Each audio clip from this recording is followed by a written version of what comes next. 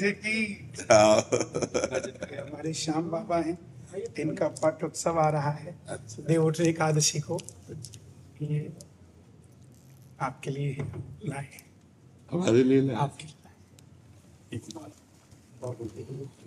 महाभारत में पांडवों में जो भीम के पुत्र हुए घटोत्कच, उनके पुत्र हुए बर्बरीक, तो उनके पास 3 बाण ऐसे थे कामाख्या की शक्ति, जिससे तीनों लोग जीत सकते थे। तो वो युद्ध लड़ने के लिए जब गए तो उनकी माता ने वचन लिया उनसे कि जो पक्ष हारेगा तो उसका सहारा बनना और जो भी कुछ भी मांगे उसको दे देना। तो भगवान कृष्ण ने ब्राह्मण का रूप लेकर उनसे उनका शीश का दान मांगा, क्योंकि उन्होंने कहा कि जो पक्ष हारेगा मैं उसका साथ दूंगा। तो उन्होंने कहा अगर पांडवों की तरफ हुआ तो कौरव हारने लग जाएंगे, तो कौरवों के पास चला जाएगा, कौरवों के साथ हुआ तो पांडव हारने लग जाएंगे, पांडवों के पास चला जाएगा, इससे युद्ध का निर्णय निकलेगा। तो उन्होंने कहा भाई मैं क्या करूं, मेरा मार्गदर्शन कीजिए। तब उन्होंने कहा कि मुझे इस द्वापर में धर्म की स्थापना के लिए और कलयुग में धरती के कल्याण के लिए शीश का दान चाहिए। तब उन्होंने अपना शीश का दान दिया और उन्हें ही अमृत का पान कराकर ऊंची चोटी पर रखा। अंत में जब पांडव जीत गए तो सबको अभिमान हो गया कि हमने जिताया। तो वो भगवान कृष्ण के पास गए कि इसका हल कीजिए, हम तो जीत कर भी हार जाएंगे, हमारा अभिमान ही हमें खराब कर देंगे। तो भगवान कृष्ण पांडवों को लेकर शीश के पास गए कि आप बताइए कि आपने क्या देखा। तब शीश ने कहा कि मुझे पूरे युद्ध में सिर्फ और सिर्फ भगवान कृष्ण का सुदर्शन चक्र चलता दिखाई, इसके सिवा मुझे कुछ नहीं दिखा। तब भगवान ने खुश होकर उन्हें वरदान दिया कि तुम कलयुग में मेरे श्याम नाम से पूजे जाओ। तो ये वही खाटू श्याम जी हैं जिनकी देवउठनी एकादशी को स्थापना हुई खाटू श्याम। आपका स्वास्थ्य ठीक है महाराज? लोग ऐसी ऐसी वीडियोस डालते हैं, चिंता हो जाती है कि पूछिए मत। हम आपको सही बताएं, आप लोगों का जो आशीष है वही हमें सुरक्षित रखे। नहीं, दोनों किडनी फेल है, बहुत वर्ष हो गए, अब मतलब शरीर कैसे चलता।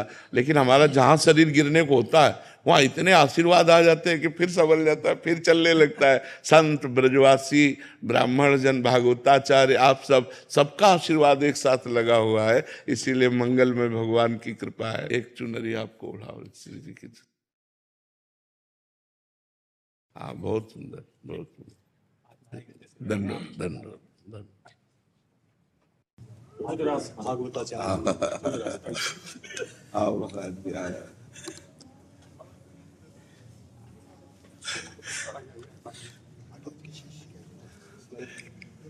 आप ये हमारे गुरु जी है, ये हमारे दादा गुरु है। हमने वहाँ अध्ययन किया है भागवत। अभी हमारे यहाँ कथा चल रहा है। आपको मिलने का बहुत मन कर रहा था। आपका दर्शन हो। नहीं नहीं नहीं नहीं, आप बैठो बैठो, हमें सुख मिलेगा। बैठ जाओ, बैठ जाओ। एक प्रश्न है,